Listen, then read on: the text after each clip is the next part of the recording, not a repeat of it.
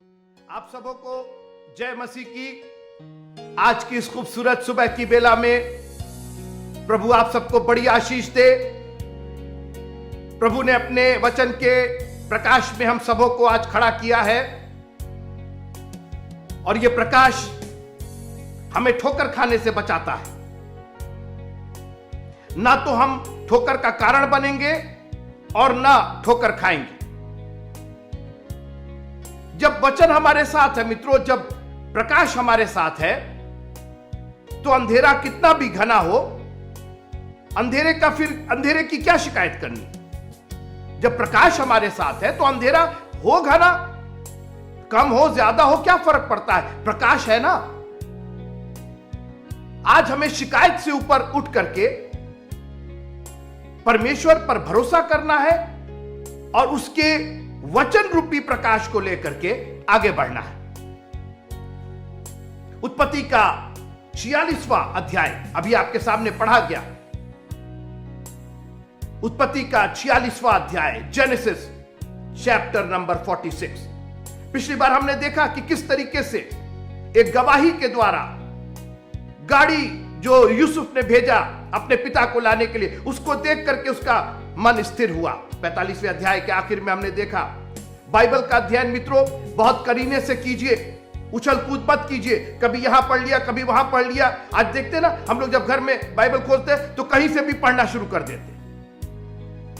46वें अध्याय में इसके पहले कि याकूब गाड़ियों पर लद करके मिस्र को जाए, उसने कहा कि बेरशेबा को जाएंगे। बेरशेबा को जाता है, वहां पर वो ऑल्टर बनाता है। दो चीजें जो परमेश्वर की आशीषें आपके पास लेकर के आती है। उसने ऑल्टर बनाया, उसने वेदी तैयार की, उस पर बलिदान किया और बलिदान करते ही परमेश्वर का ध्यान आकर्षित हो गया। मैं पढ़ना चाहता हूं उत्पत्ति की पुस्तक उसका 46वां अध्याय। तब इस्राएल अपना सब कुछ लेकर कूच करके बेरशेबा को गया और वहां अपने पिता इसहाक के परमेश्वर को बलिदान चढ़ाया। Genesis chapter 46 and verse number 1। दूसरे पद में लिखा है कि तब परमेश्वर ने इस्राएल से रात को दर्शन देकर के कहा। आज खुदा का दर्शन क्यों इतना रेयर हो गया है, अनुपलब्ध हो गया है, इतना कठिन हो गया है। बाइबल कहती है यहां दर्शन की बात नहीं होती, लोग निरंकुश हो जाते हैं, नाश हो जाते हैं। उसकी वजह है कि ना तो हमारा ऑल्टर सही सलामत है और ना हमारा बलिदान होता है। अरे 10वां अंश देने में तो हम लोग की नकदम हो जाती। और खास करके अभी जो ये परिस्थितियां चली, हमको तो एक बहाना मिल के कैसे दे, कहां दे, किसके पास भेजे। मैंने बार बार कहा मित्रों कि अगर आपको मन होगा तो उपाय भी निकल जाएगा। ऐसी परिस्थिति में चारों ओर अकाल, मेरी बात सुनिए, चारों ओर अकाल है, खाने खाने को लाले पड़े हुए हैं। किसी तरीके से इनको ये सब छोड़ छाड़ करके, कनान देश का सब छोड़ करके एक नई जगह पर, वो भी मिस्र में रहने जा रहा था। लेकिन उन परिस्थितियों में भी उसने कहा कि सब चीज अपनी जगह है, पहले बलिदान होगा, पहले वेदी बनेगी। और मैं आपको आज चैलेंज करना चाहता हूं, चुनौती देना चाहता हूं। अगर आप परमेश्वर का दर्शन चाहते हैं तो एक वेदी बनाइए, एक जगह अपने जीवन में बनाइए, परमेश्वर को प्राथमिकता दीजिए। प्रभु जो कुछ होगा वो तेरी मर्जी के बगैर नहीं होगा, आपसे पूछ करके ही होगा, आपके वचन को लेकर के ही होगा। आप जो कहेंगे वो सही है, बाकी सब गलत है।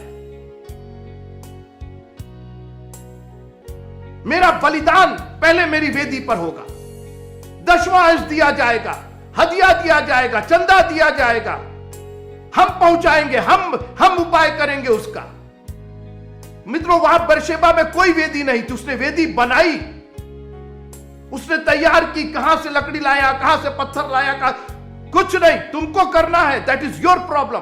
परमेश्वर ने पत्थर नहीं दिया, परमेश्वर ने तो पत्थर बना ही दिया है, परमेश्वर ने तो चीजें दे ही दी है, परमेश्वर ने 2 दमड़ी तो आपको दे ही दिया है, क्यों नहीं वो आ रही है।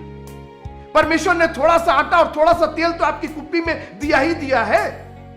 अभी एक रोटी बनाने लायक है ना आपके पास, लाइए, उसी को लेकर के आइए। मैंने बार बार कहा कि आपके ज्यादा और कम का सवाल नहीं है, आपकी नीयत का सवाल है। जैसी नीयत वैसी बरकत।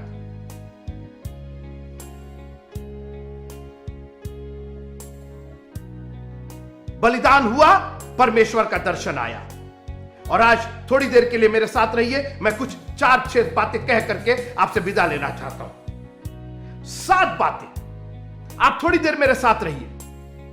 मैं 7 बातों की चर्चा करना चाहता हूं जो परमेश्वर की ओर से हुई। पहली बात, उत्पत्ति का 46वां अध्याय और उसकी दूसरी आयत। तब परमेश्वर ने इस्राएल से रात को दर्शन देके कहा, हे याकूब, हे याकूब। बात नंबर 1, सबसे पहले उसने आपका नाम लेकर के आपको बुलाया। मैंने पिछली बार यह बात की थी।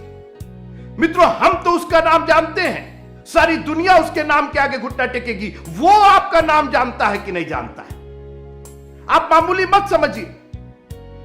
हमारे देश के प्रधानमंत्री सभी उनका नाम जानते हैं, पूरा डिटेल उनका नाम जानते हैं। वो आपका नाम जानते हैं कि नहीं जानते? उन्होंने कभी आपको फोन किया हो, आपके उस पर आया प्रधानमंत्री कॉल कर रहे, वो आपका नाम लेकर के आपसे कह रहे, अरे भाई क्या हालचाल है, कैसे हो? यहां परमेश्वर याकूब का नाम ले रहा है। बात नंबर 1, ये बलिदान अट्रैक्ट कर रहा है परमेश्वर को। ये आपकी प्राथमिकता, प्रभु के लिए जो प्राथमिकता है, ये परमेश्वर को मजबूर कर रही है कि वो आपका नाम ले। आपको याद होगा बागे अदन में भी उसने नाम लेकर के, आदम आदम तू कहां है? और आज परमेश्वर हमारा नाम, he knows us by name.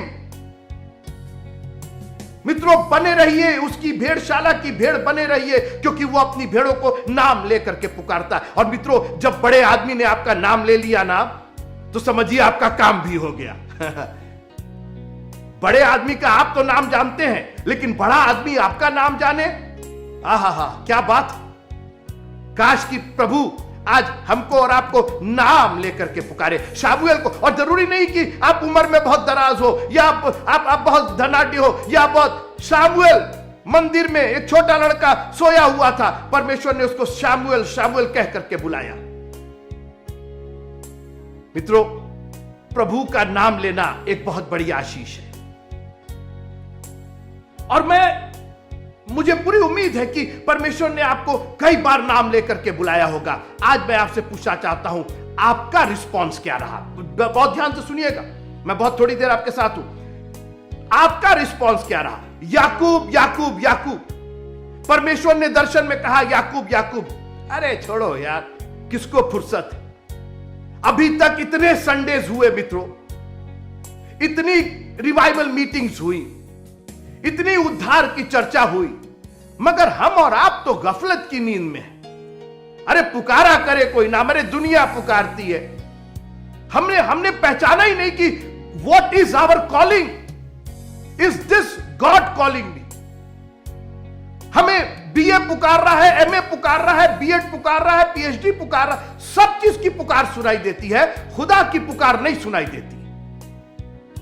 लेकिन याकूब को उस भीषण समय में अगर कुछ सुनाई दिया तो परिस्थितियां नहीं सुनाई दिया, लोगों का अकाल में हाहाकार नहीं सुनाई दिया। आज हम दुनिया की चीजें सुन रहे हैं, दुनिया की चीजें देख रहे हैं, मगर याकूब का ध्यान लगा हुआ था परमेश्वर बोलेगा। और परमेश्वर ने जब याकूब याकूब कहा, या दूसरी बार कहना नहीं पड़ा, सुनिएगा, उसने कहा क्या आज्ञा। अरे रे रे, इतनी जल्दी? एक ही रिवाइवल मीटिंग में, एक ही संडे में, एक ही सरमन सुन करके तुम प्रभु के पास आ जाओगे? अरे अभी उसने केवल याकूब, या आगे तो कुछ कहा ही नहीं है, केवल नाम लेके पुकारे ही तो है। अरे बहुत लोग पुकार। मित्रों, याकूब को मालूम था कि यह पुकारना अब आशीष का पिटारा खुलने वाला है, आशीषों की बरसात होने वाली है। लिखा है अपरंपार आशीषों की वर्षा, अपरंपार। आज आपका रिस्पॉन्स आपके लिए आशीषों के झरोखे खोलेगा। मित्र, आप कैसे रिस्पॉन्ड कर रहे हैं? आप कह रहे कि, और सुनिए, ये याकूब 12 बच्चों का बाप था। ये याकूब जो अपने बाप इसहाक से विशेष आशीष पाया हुआ था। ये याकूब जो 14 साल काम कर चुका था। ये याकूब जो अपनी जिंदगी के कई एक पड़ाव देख चुका था। आज इसी का बेटा उस मिस्र देश का प्रधानमंत्री था, मगर ये आज्ञा किससे मांग रहा है? परम पिता परमेश्वर से, यहोवा से आज्ञा मांग रहा है। मैं आपसे पूछना चाहता हूं, आज आपकी आज्ञा कहां से आ रही है? ऑर्गेनाइजेशन से आ रही है, चर्च से आ रही है, बॉस से आ रही है? आज दुनिया की आज्ञा हम लोग लेकर के पड़े हुए। अरे इन्होंने आज्ञा दी, उन्होंने, परमेश्वर की आज्ञा आपने कब मानी? When was the last time when you said, Lord, I want to get a commandment from you? उसने सजेशन नहीं दिया, उसने कहा मेरी आज्ञा यह है। और बाइबल बार बार कहती है उसकी आज्ञाओं को मानोगे तो जीवित रहोगे।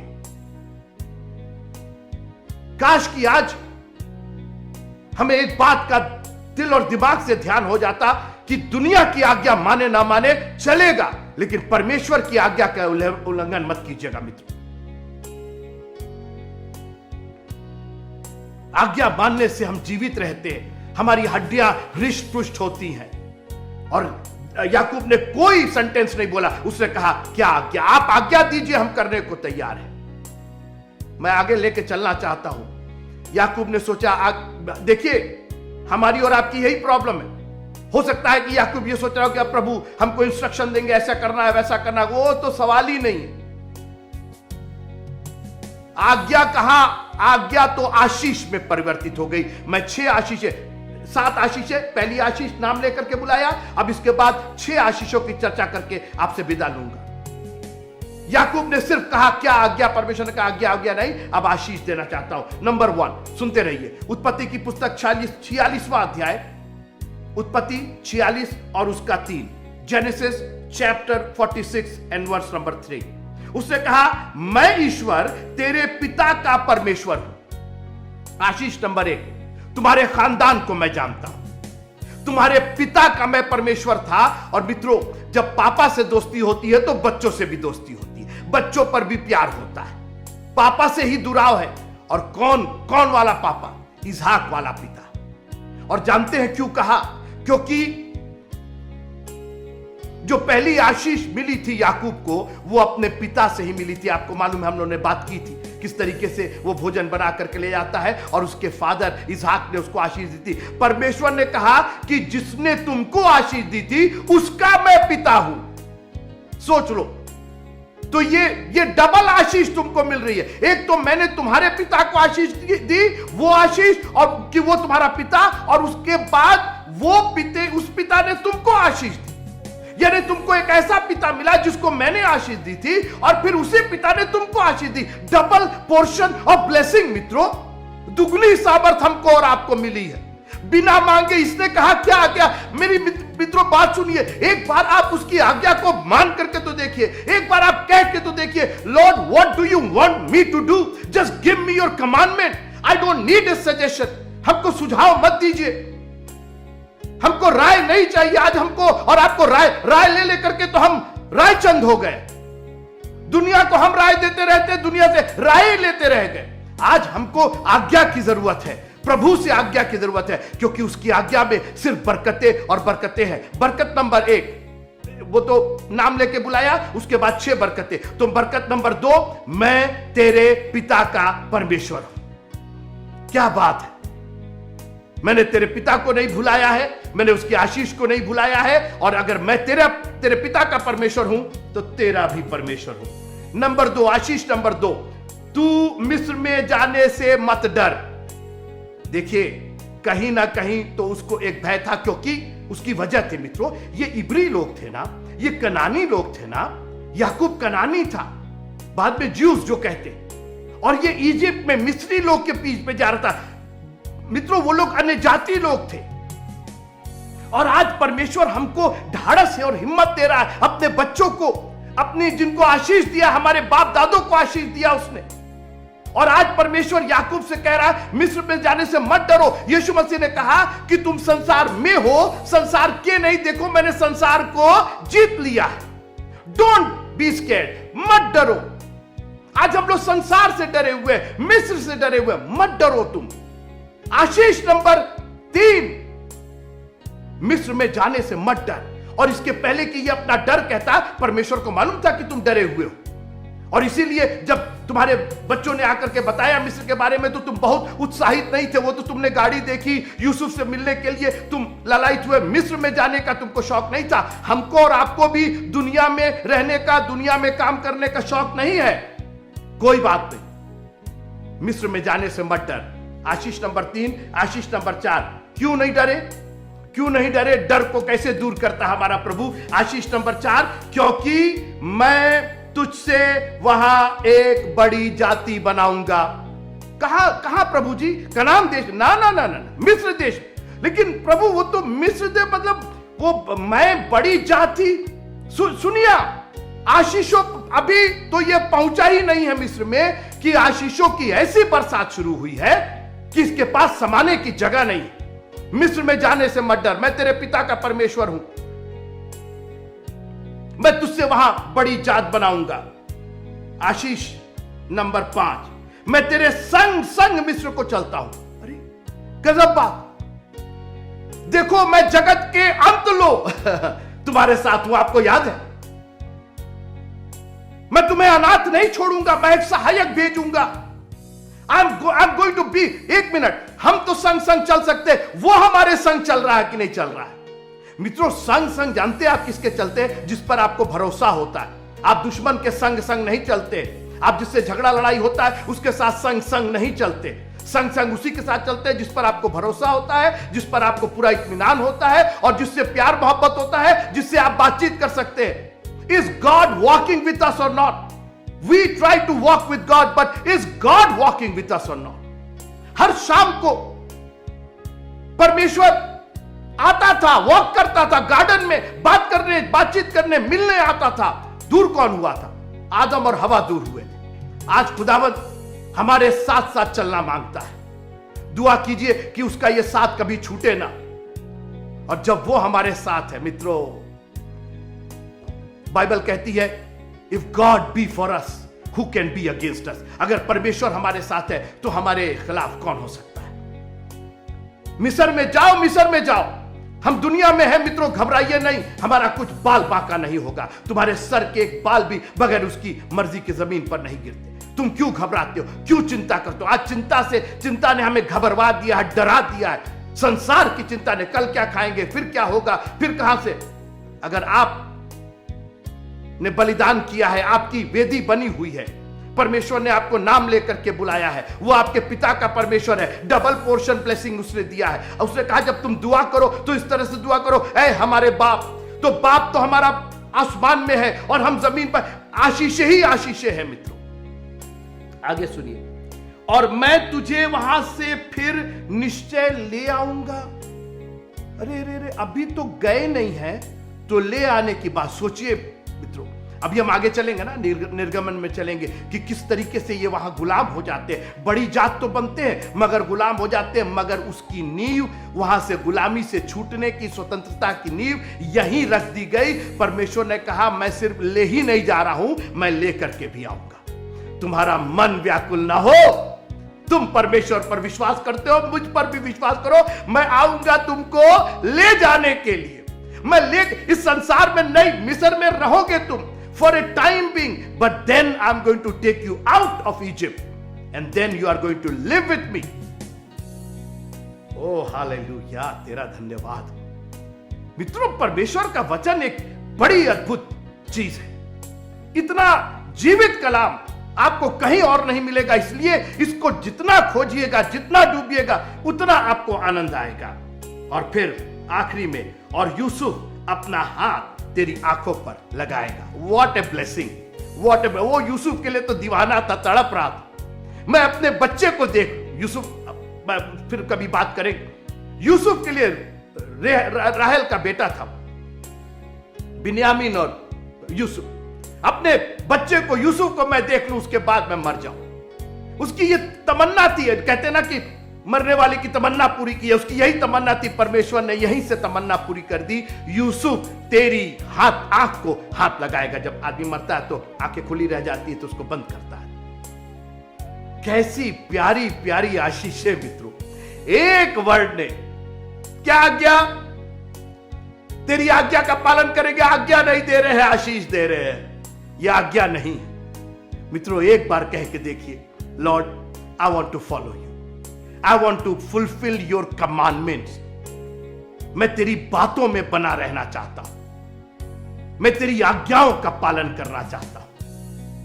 आप एक बार कह के तो देखिए। हम लोग को डर लगता है आज्ञा का पालन अब कैसे करेंगे, अगर आपको जरूरत ही नहीं है। वो इतनी आशीषें देगा। उसने कहा मैं मिस्र को ले चलता हूं, मत डर, मैं तेरे संग संग चलूंगा, बड़ी जात बनाऊंगा, फिर वहां से लेकर के आऊंगा। मित्रों, अब इससे ज्यादा क्या चाहिए? उसने हमको इस संसार में भेजा है, मगर यह कह के भेजा है कि मन व्याकुल ना हो, मैं आऊंगा और तुमको ले जाऊंगा। खुदावंद अपने कलाम पर बड़ी बरकत दे और आपके सुनने पर भी आशीष दे। कोशिश कीजिएगा कि यह कलाम उस बीज के समान हो जो अच्छी भूमि पर गिरा है, जो 30 गुना, 60 गुना और 100 गुना फल लेकर के आए। प्रभु आप सबको बहुत बरकत दे। जय मसीह।